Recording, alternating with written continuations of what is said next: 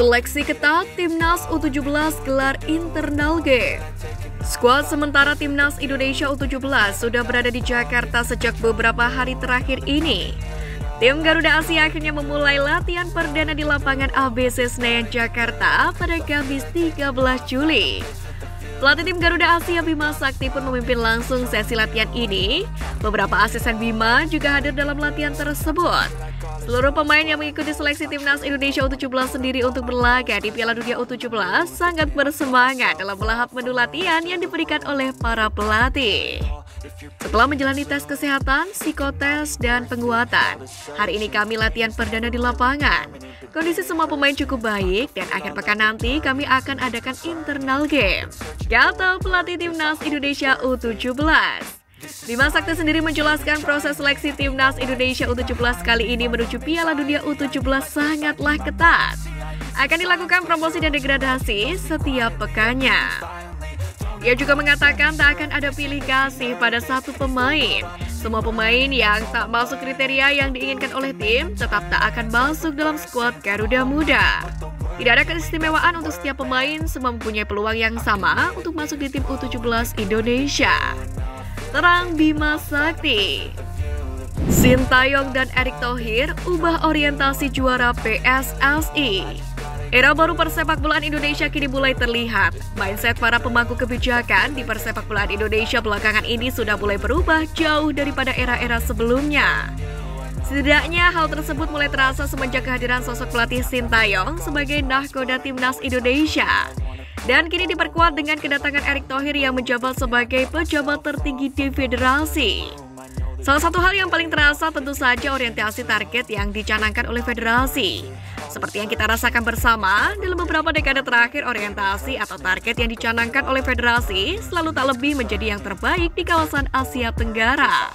Bahkan jika tak menjuarai ajang AFF atau SEA Games, siapapun pelatih yang menangani skuad Garuda akan dicap sebagai pelatih yang gagal.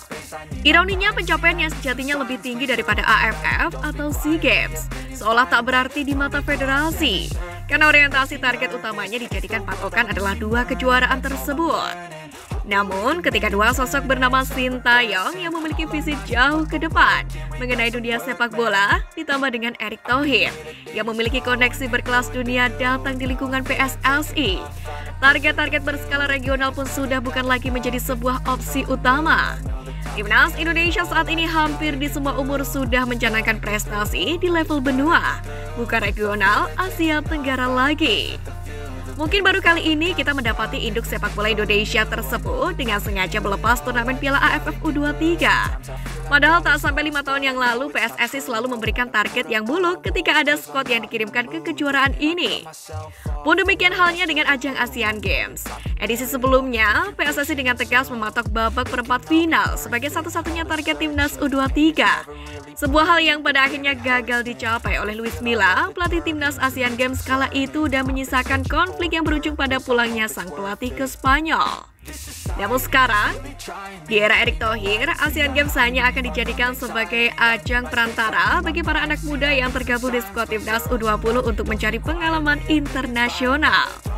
Targetnya tentu saja pondasi kokoh untuk Timnas Indonesia di masa mendatang, agar bisa bersaing di level yang lebih tinggi lagi, bukan hanya bertaraf Asia Tenggara saja.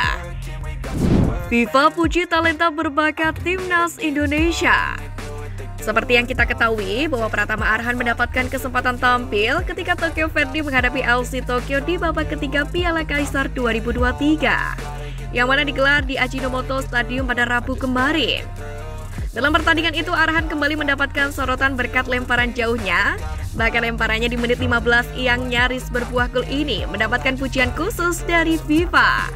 Arhan yang bermain di posisi terbaiknya dan membuat peluang bagus. Lemparan ke dalamnya di menit ke-15 nyaris membuahkan gol.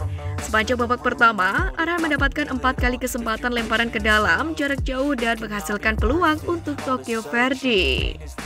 Tulis FIFA. Pratama Arhan pun langsung angkat bicara soal pertandingan tersebut. Bek kiri Timnas Indonesia tersebut bersyukur dapat pengalaman berharga saat menghadapi LC Tokyo, yang mana diperkuat oleh legenda Inter Milan yaitu Yuto Nagatomo. Sementara terkait senjata mematikannya ini, menurutnya ia sudah membahas skema lemparan jarak jauh dengan rekan tim sebelum laga lawan Tokyo FC. Pratama Arhan ingin rekan-rekannya bereaksi dengan tepat atas lemparan jarak jauh yang ia lakukan. Tentu saja kita telah mendiskusikan ini di dalam tim sebelum pertandingan untuk membahas bagaimana kawan-kawan harus bereaksi dengan lemparan jarak jauh dari saya. Hasilnya adalah pemandangan yang tercipta hari ini. Terang Pratama Arhan. Arhan pun menyampaikan kegembiraannya menghadapi klub J-League One ini. Setidaknya ia mendapatkan ilmu yang bermanfaat. Namun lebih dari itu, Arhan menyimpan harapan dirinya bakal mendapatkan kesempatan berikutnya. Kesempatan yang dimaksud adalah tampil untuk kali pertama di J-League 2023 usai tampil gemilang selama 110 menit di Emperor's Cup 2023 kemarin malam.